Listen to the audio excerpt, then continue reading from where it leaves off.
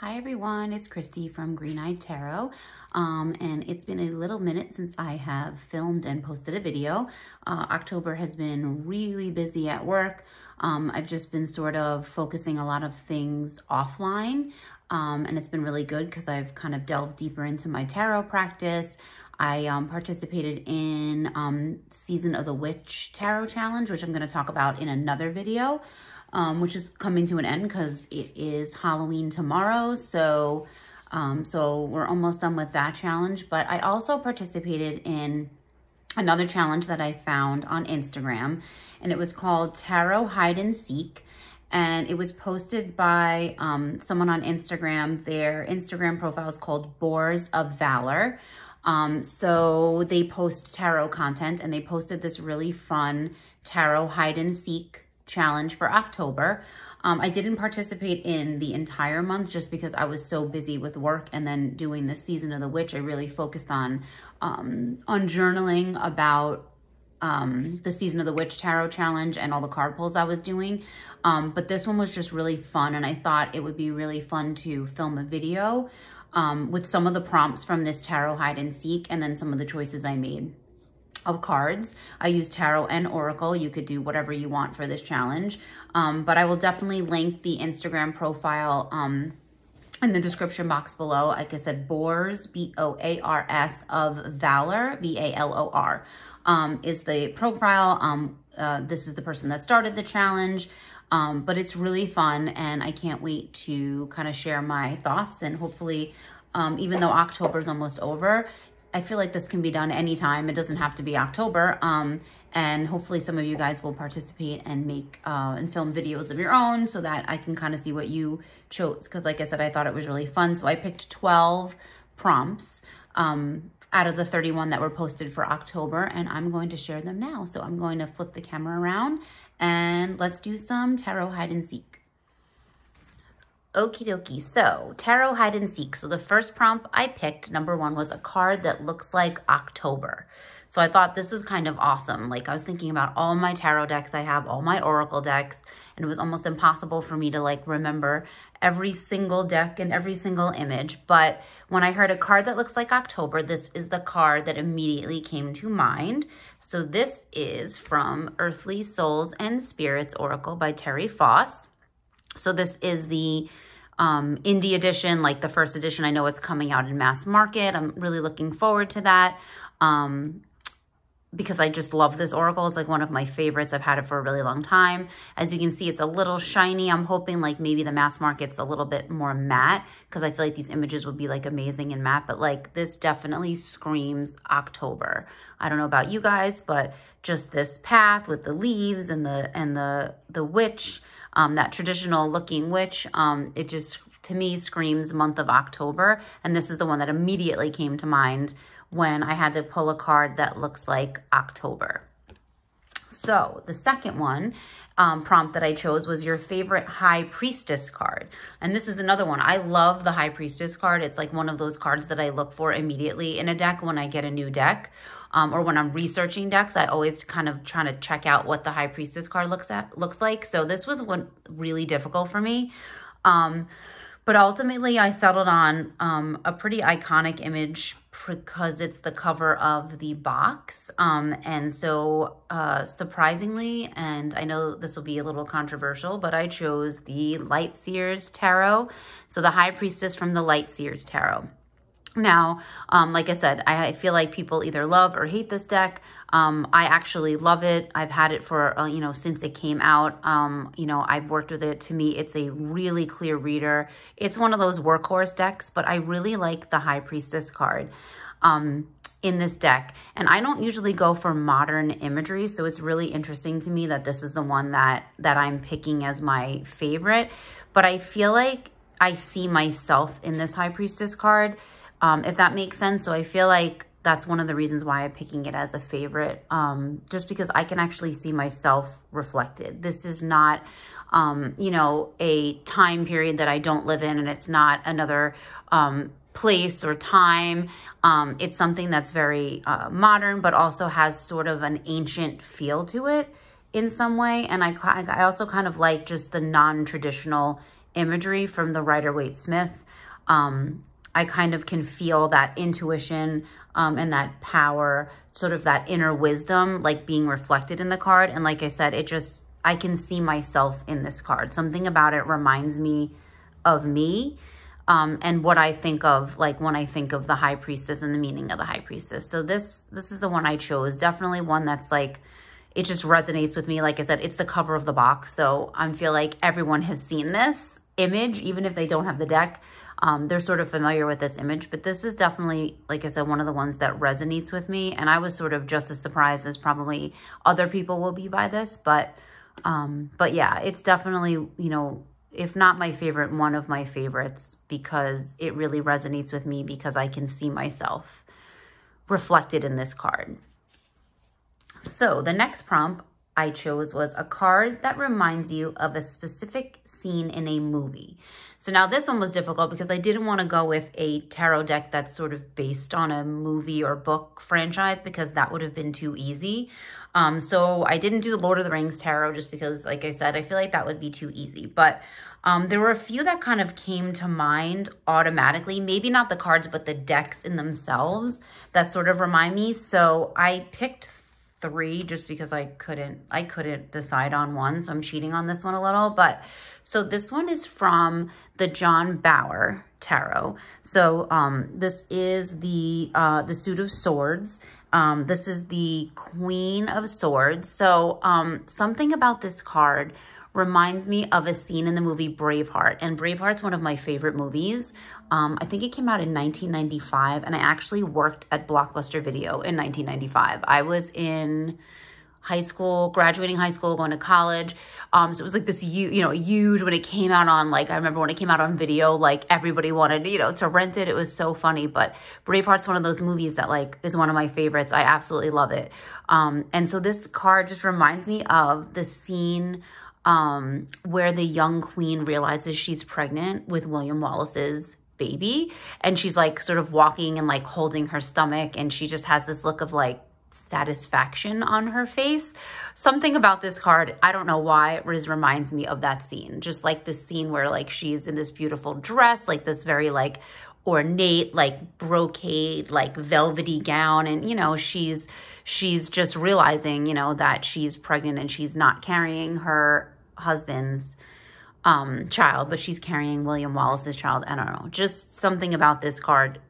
It reminds me of the scene in the movie. I could be crazy, but it's just giving me that vibe.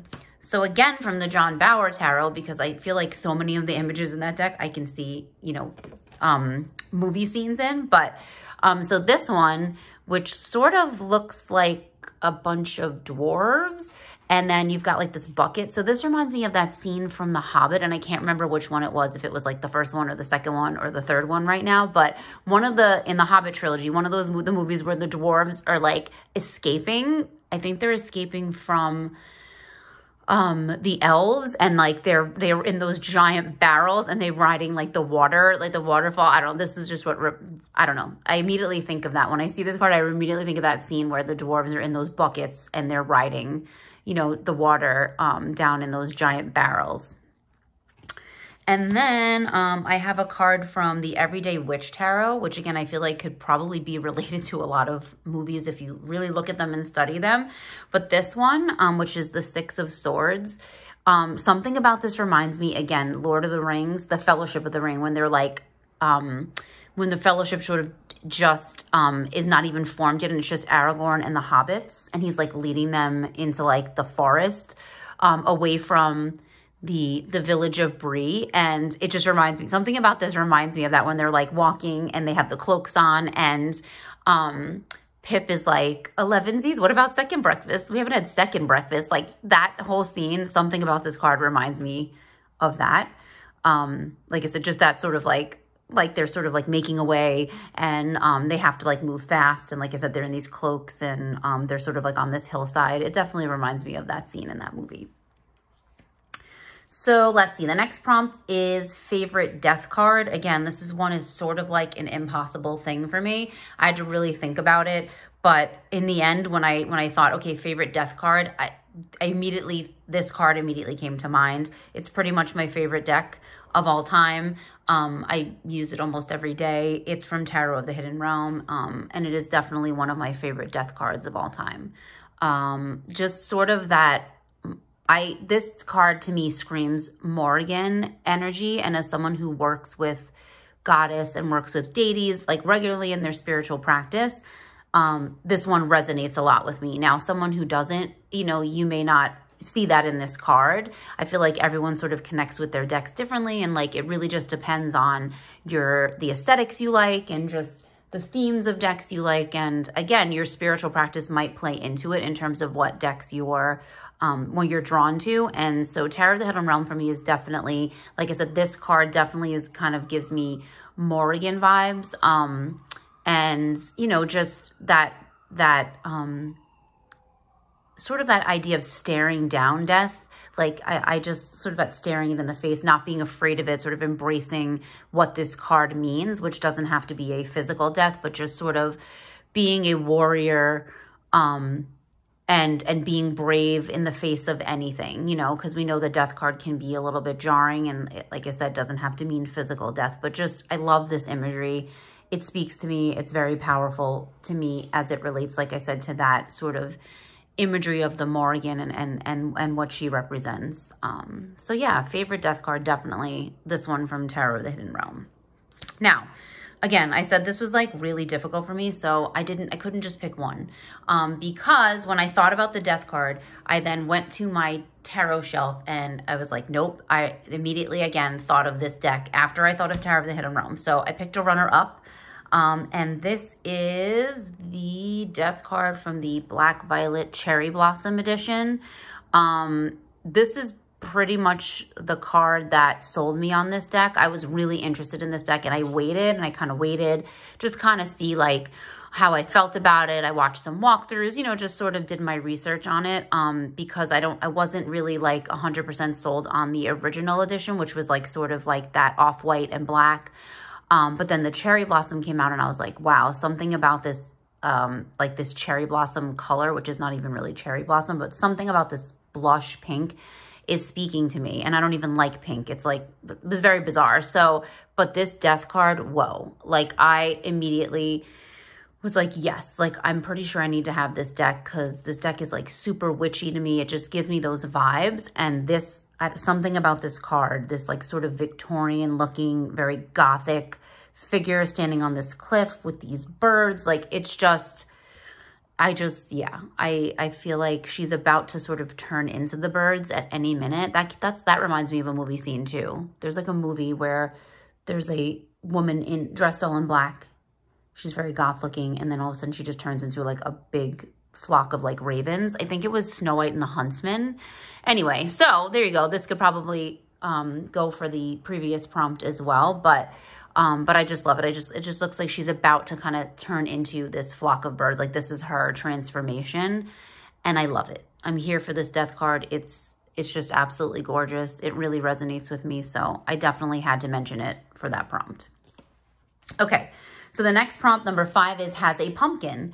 And so I thought, that's funny, has a pumpkin. I'm sure there's tons of tarot cards that have pumpkins in them, but immediately came to mind, like the second I was like, has a pumpkin, I immediately went to my Spacious Tarot and took out this card, the 7 of Pentacles, because I just remembered that there's a giant pumpkin in the Spacious Tarot deck, and I knew it was the Pentacle suit. I just couldn't remember which number it was. So it's the 7 of Pentacles, but here we go. Has a pumpkin. I mean, it doesn't really get more straightforward than that. We all know the Spacious Tarot is such a lovely tarot deck, because it does provide that space for you to sort of use your intuition and come up with interpretations on your own without this big narrative scene. And that's difficult for me because I love the narrative scene.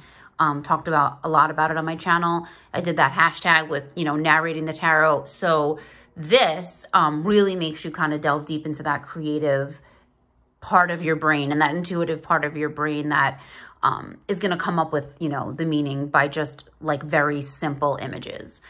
So yeah, so this 7 of Pentacles, pumpkin, it's definitely giving all the fall vibes as well.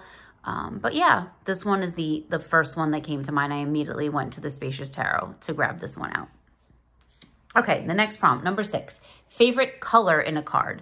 Again, this is a tough one because, I mean, how many tarot cards are there? How many tarot decks are there? But again, I liked how like I just sort of like went with my gut as soon as I read the prompt. Like I immediately was like, okay, I know which card.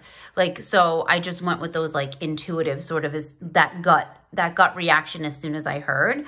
So favorite color in a card, I went with the new Weiser Tarot, and this is the Queen of Pentacles. So really the entire Pentacles suit, I absolutely love the recoloration of this deck. I'm so happy I got it. I really wasn't in the market for another traditional Rider-Waite-Smith deck. I pretty much culled all of them out of my collection because I really only need 1 or 2 at the most. I kind of, this one really, I was really interested in this because of the cardstock, which is like kind of like it's a matte cardstock, which I was really excited about. But this sort of watercolor feel, and I love green. Green is my favorite color. I love sort of green in all of its forms, but this green in particular, something about it, I absolutely love. And I also kind of love that there's sort of gradations of green in this card. So it's really the entire Pentacle suit in this deck, but Queen of Pentacles is pretty much my my significator card. It's a card I identify with greatly. I'm an earth sign. So it's one of the ones that I have a strong connection with. So I definitely love this color variation. I really love the saturation in this green. This green is amazing. So so yeah, favorite color in a card, definitely this Weiser Tarot and this green Pentacle suit and the Queen of Pentacles in particular. I love the green. Okay, favorite animal in a card. And again, this is like asking you, who's your favorite child? And so this one's a tough one because I kind of love animals. I love all animals. I love when animals are featured in the decks with humans. But, so this was a tough one because I can't really just pick one animal, but I did because there is one animal that I greatly identify with, that I work a lot with in my spiritual practice. So I went with that. And again, I couldn't pick just one. I actually picked 3. That's how difficult this was for me. But yeah, so favorite animal in a card. The first one is from the Forest of Enchantment, and it's these 3 bears in the 3 of Cups just frolicking together in the forest, and I absolutely adore it. It's like literally my favorite card, I think, in that deck. I love the Strength card too. That's the one that has the wolf. Again, it was really hard because I was like, wolves. I love wolves. I have a strong connection with wolves. And I was like, but bears, you know? So this was a tough one, but this is my favorite card in the deck. I just love them. I just love these bears. I love the looks on their faces. They just look so happy. And I don't know, they're just really enjoying themselves and they're each other's company, and they're just in the forest. They're just naked. They're naked bears. You know, bears don't really wear clothes, I don't think. So I just love these bears. These brown bears, they're just absolutely adorable. So definitely had this one, again, immediately came to mind. Immediately. I was like, oh, the bears, the 3 dancing bears from Forest of Enchantment. So definitely had to pick that one. And then, okay, so the next one I picked for animal in a card is from the John Bower Tarot, and it's the Strength card. It's like literally one of my favorite Strength cards of all time. I absolutely adore this card. I adore the bear. I adore the little girl. She's just, I just love it. How the contrast and how huge this bear is and how little this girl is and how she's just sort of like mesmerizing that bear, you know, sort of like calming that bear, you know. I just love it. I absolutely adore this card. It's probably my favorite card in this deck. And like I said, one of my favorite Strength cards of all time. I love this with the bear. And then the last one I picked, I promise, for favorite animal is another bear, of course. And it is from the Star Seeker Tarot. It's the 9 of Swords. And this is, again, one of my favorite cards in this deck. I absolutely adore this deck. This is one of those cards that like sold me on this deck. I love it. She also has like, if you see the serpents like around her arm, but I just love this bear. Something about this bear behind her. I don't know. I just love it. I love bears so much. Like I said, I do work with them in my spiritual practice. It's an animal that I have a strong spiritual connection with because of a goddess that's associated with bears. But I also have bears like all over my house, like stuffed bears. Like my partner keeps buying them for me because I just adore them. And I love like teddy bears. So I do have a collection of teddy bears. I just love bears. So, and I love this one in particular. And I love it in this Nine of Swords. I love this depiction and this use of the bear in this Nine of Swords. Okay, next prompt. Let's see, where are we? Okay, number 8 has leaves. So leaves, again, such a very like broad imagery, and think about the amount of tarot decks, again, that have leaves. But again, one came immediately to mind when I saw has leaves, and I went and grabbed it immediately, and it's the Oak, Ash, and Thorn, and it's the Seven of Pentacles.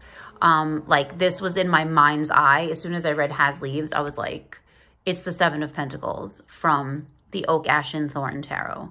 So it's this beautiful hair and just laying in this pile of beautiful fall leaves. You can almost hear this card. It's like those crunchy leaves, the ones that have already fallen, that have been on the ground, that have been blowing around. It's definitely those crunchy leaves. So the Seven of Pentacles has leaves. I feel like this is the perfect, perfect card because it's just filled with leaves and all that fall energy. So that's the Oak, Ash, and Thorn. Okay. Number 9, a card that fills you with nostalgia. So again, this one was a tough one, but as soon as I saw nostalgia, I immediately went for my Anne of Green Gables tarot deck. I know I've spoken about this before because this deck to me is like my childhood in a deck. So I immediately had to go for Anne of Green Gables. I picked 2 cards because of course I couldn't pick just one. But here we have the Wheel of Fortune from Anne of Green Gables, which says, tomorrow is always fresh with no mistakes in it. And it's one of those seminal quotes from the books, and then the movie, the 80s like movies that they came out with, which are my like favorite. I adore it. So this is the Wheel of Fortune, and it's just perfect. It's the most perfect saying. It fits perfectly with the meaning for the Wheel of Fortune. And then I had to pick another card, which is the Three of Swords, which is Anne at the bedside of Gilbert when he's like dying of influenza. He has like some horrible sickness and he's not doing well. And Anne is just there, and she just regrets so much, that she didn't just, accept the great love that she had for him, and sort of was railing against, this love and marrying him. And, and so this is like very, towards the end of Anne of Green Gables when, she's just sort of thinks that she's going to lose him, and her heart is broken. And I just love it. I just love the movie. I watch it like several times a year, and I still cry like a baby, and I've seen it 1,000 times, and it's my childhood. When I used to stay home sick from school, and I used to watch Anne of Green Gables, like a marathon, when binge watching wasn't a thing because it was on VHS tapes. So binge watching wasn't even a thing, and I binge watched this when I was homesick. So I have very fond memories of just being home with my mom, and even if I was sick, this movie always brought me comfort. So absolutely, hands down, Anne of Green Gables tarot. I like treasure this. It's just, oh my God, every single card just takes me back to a scene from the movie and just a scene from my childhood. Okay, so a card that changed how you see the card's meaning.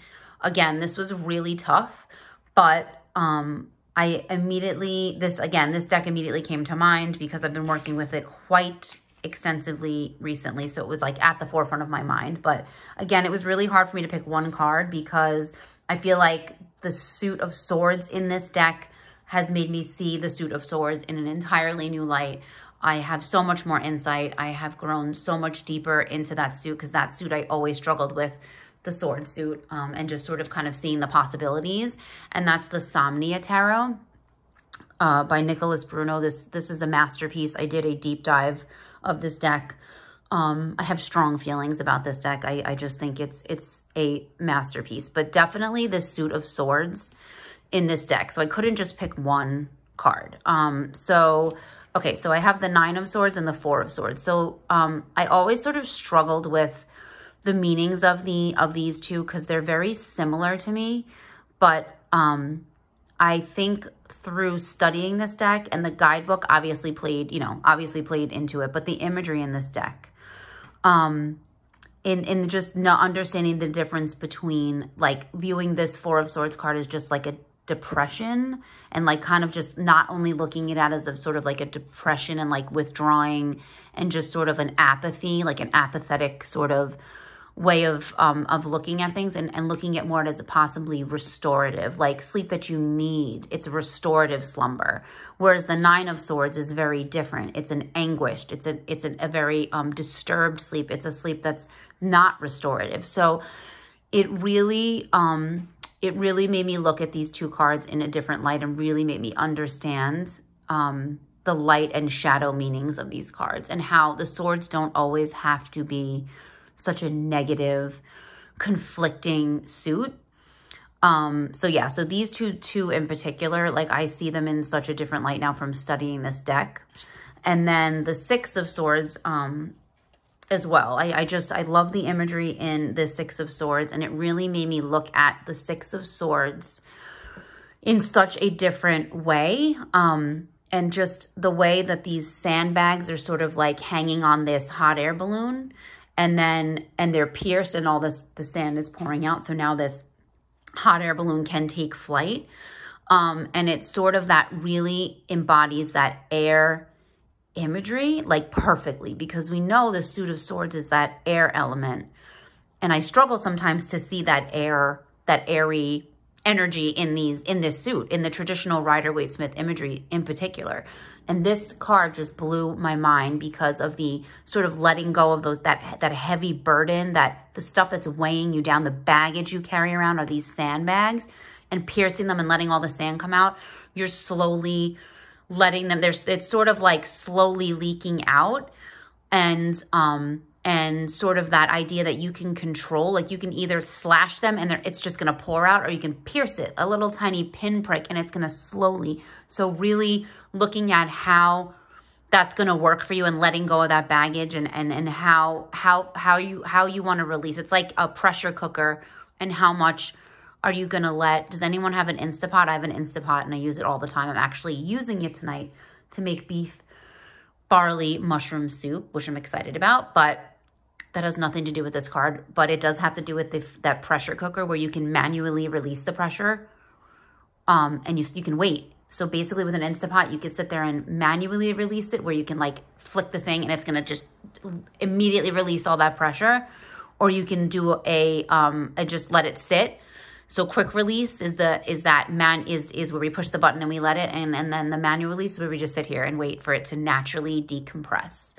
And so literally that reminds me of this card, and sort of that letting go of burdens. And I just see the Six of Swords in an entirely different light. And somehow I managed to relate it to an Instant Pot, and I have no idea how I did that. So anyway, so that was cards that changed how you see the card's meaning. Okay. 11, we're almost done. Has a haunted house or witch. Again, this one is like literally the everyday witch tarot. I could just show every single card for has a witch, or a compendium of witches oracle that I have. I could pretty much show the entire deck. Really very subjective.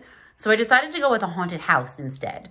So again, I picked two because, I have problems making decisions.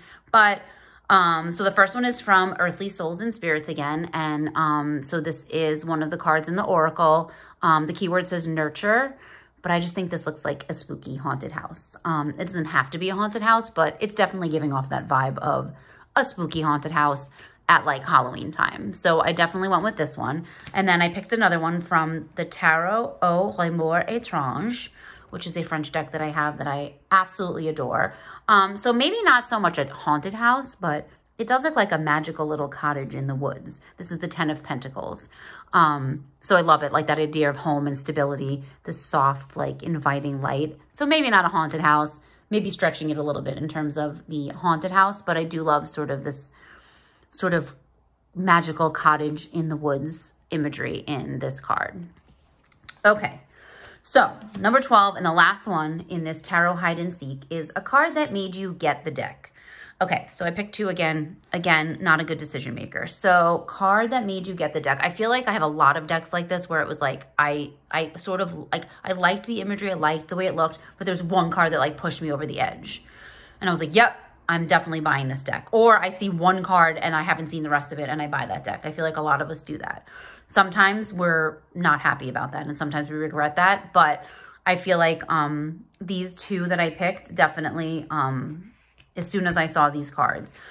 So the first one is from the Maraloon Tarot, and this is the Queen of Pentacles. Again, like I said, the Queen of Pentacles is that significator card for me, so I always sort of go and look and see what the Queen of Pentacles looks like and how it's depicted. And as soon as I saw this, I was like, I'm getting this deck. I fell in love with this card. I absolutely adore this Queen of Pentacles. It may be very simple, but I just absolutely love the imagery. I love that she has sort of grayish hair, maybe indicating that she's a little bit older and wiser, as we sometimes see the queens. I just love that the pentacle has a spiral, and it looks like wheat. I don't know if you can see, it's a little tough to see. It looks like a shaft of wheat, and it's in a spiral. So much imagery in this card, that grounding, earthy energy, and then the fact that she has antlers on her head. Again, sort of it gives me a lot of goddess energy vibes and relates again back to my sort of spiritual practice. So I absolutely adore this card. I saw this card, I saw the Queen of Pentacles, and I bought the deck. And I do love this deck. It's amazing. It's a beautiful deck, but this card, love. And then the next one I picked, again, card that made me buy the deck, Tarot of the Abyss by Anna Torian. I probably would have bought this deck anyway just because I love her artwork, but as soon as I saw the 3 of Cups in this deck, I immediately went and bought it. I never like watched any more walkthroughs. I think I saw this, I think it was on Instagram that I saw this card. So the 3 of Cups, the genius way in which this is depicted, because so many times the 3 of Cups is like 3 women or 3 men or 3 animals or 3 figures that you're looking at. And in this card, you're the 3rd figure. It's meant to look as if your hand is holding this cup out to these 2 other figures in the card. And I just love that imagery and just the thought of, you being part of the card. I just think it's amazing. Like, as the person using this card, stepping into the card, and this is your hand. So it's not like you're looking in, but you're participating in the imagery of this card. And I love it. I think it's genius. So this card definitely was the deciding factor for me. Like I said, I was probably going to get it anyway, but I immediately was like, I'm getting this deck. I have to have it. Definitely this 3 of Cups in Tarot of the Abyss. So that's it. I did 12 prompts in Tarot Hide and Seek. I hope you guys enjoyed this video. I really encourage you to check out Boars of Valor on Instagram and maybe participate in this challenge for November. Like I said, it doesn't have to be just October. But there's 31 prompts. So, obviously you can do all 31. You can pick the ones you really resonated with. That's sort of what I did. There was a lot of really great ones. But yeah, so my 12 or not 12 cards, sorry, more than 12 cards because I don't make decisions very well in the Tarot Hide and Seek October Tarot Challenge. Again, I hope you guys do your own challenge. I would love to hear about it. Please, leave comments about challenges maybe you did in October and what you guys think of the Tarot Hide and Seek. I think it's genius, and I think you should all go and follow Boars of Valor because I just think this was a genius idea. It's a really fun hashtag, really fun challenge. So definitely go subscribe to their page on Instagram, and I will see you in the next video. Bye!